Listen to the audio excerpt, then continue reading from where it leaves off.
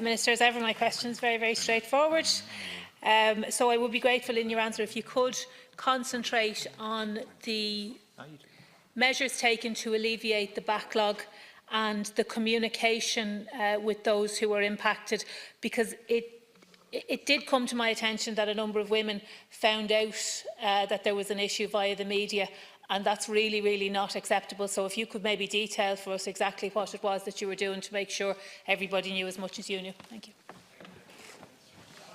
Deputy O'Reilly for the question and the succinct nature in which she puts it. And I'm interpreting this question, and the Deputy can tell me if she wishes me to talk more broadly, but I'm interpreting this as Deputy O'Reilly specifically referring to the issue that's arisen in relation to secondary HPV testing. And I welcome the opportunity to clarify this matter on the floor of the Dáil, because unfortunately there was quite a bit of misinformation put out for the sake of making political charges in recent weeks. Where low-grade changes are detected on a cervical smear test, a second so-called triage test, and not by you, Deputy, a second so-called triage test which looks for the HPV virus is carried out by laboratories. If HPV is found, women are recommended to attend for further testing. If HPV is not found, women are recommended to attend for routine screening again in 3 to 5 years. In the test used by the laboratory concerned, the manufacturer's recommendation is that the test for HPV should be carried out within 30 days of the sample having been given by a woman.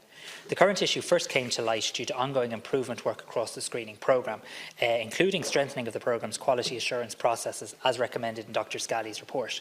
The HSE was advised by Quest Diagnostics that there was a concern in relation to secondary HPV testing within the recommended timeframe. The HSE convened an expert clinical team to establish the facts with Quest and review the situation.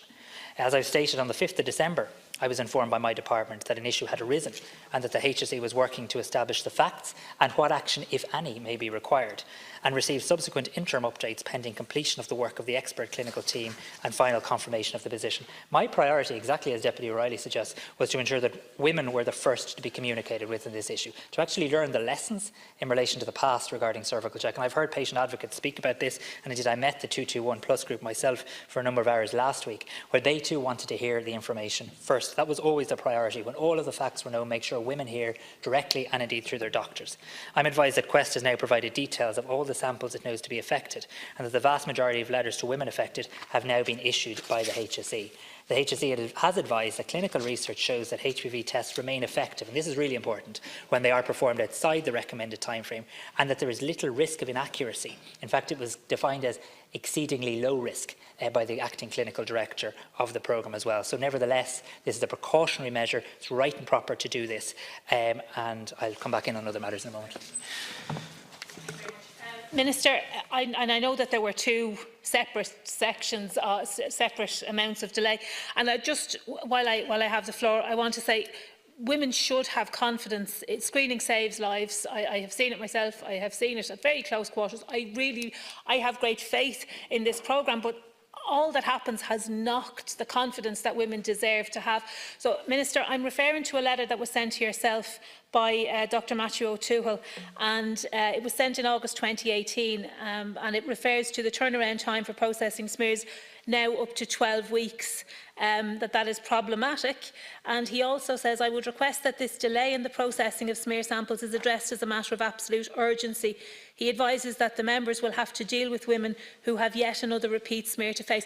And that's where the confidence slips, because if you keep getting told you have to come back and you have to come back, and women deserve to have confidence. So could you perhaps advise us exactly what was done on foot of receipt of that letter raising concerns, because my understanding is no reply was received to that? Again, and I know the Deputy is a strong advocate of the screening programme, and she always has been when she raises this issue as well. But there were charges made in this House, and they were made on an occasion when people knew I wasn't here to respond. They were made by the leader of Fianna Fáil, that I offered free repeat smear tests to people against official advice. That is false. That is false. That decision was made in conjunction with my officials, including the Chief Medical Officer, and indeed was supported by opposition politicians, including yourselves, because women wanted that reassurance. Many women took up that opportunity to have reassurance. In addition to that, they weren't just women getting the reassurance, there were also new women who'd never availed of the programme taking up screening, which I know we all believe is a good thing. Yes, that has caused a backlog, Deputy O'Reilly, and I want this House to know that that backlog is not one that can be easily fixed just by resources. If it was, I guarantee it would be done. There's a capacity issue in trying to identify more capacity in what is already a shortage of cytology. The HSE is due to complete in the next couple of weeks a capacity report in terms of how we can look at addressing this, and I'll act on that. I'll act on that immediately. But it is not true for people to say in this House that the repeat smear test was offered against official advice. That wasn't the case. Of course, some doctors had views in relation to this matter, and many others welcomed it. Many GPs also wanted to know what were they to do when women were coming to them looking for that reassurance. Were they to charge them when women did nothing wrong? Look, Minister, with respect, a serious issue was raised by a representative body in August 2018, and it details delays that were happening and the fact that they were, that the members were having to deal with women who had to have yet another test. Okay, and I did not, nor did any member of my party, make that charge, and I'm glad that you made it clear. But I would say that without putting the necessary resources in place before that offer was made, respecting the fact that that was the right thing to do, caused this delay and caused this backlog. So whatever about the advice you received in June, and that's a matter that you need to sort out with the person that said that, who wasn't me, that's fine. I'm talking about a letter you received in August, and you're detailing actions that took place from December, but in truth I want to know what it was that was done in August when this was received, because that's around about the time when the backlog started. I know it from my own friends and family. That was around about the time, and again I say it is important that women have confidence in this service, because it should be a good service. Thank you, Gerlach. It's not true for anyone to suggest that GPs or indeed lots of medical bodies oppose this decision. For example, my department negotiated the provision of the repeat-free smear test with the Irish Medical Organisation. We agreed a fee with them. We paid GPs to provide this test. Had we not done that, and I know the Deputy agrees with me on this, had we not done that, we would have had a situation where women who could afford the repeat smear test would have gotten it, and women who couldn't wouldn't have been reassured. This was one of the #1 queries coming into the cervical check helpline. Women saying, I don't want to wait for my next stage to come around. I'd like the reassurance.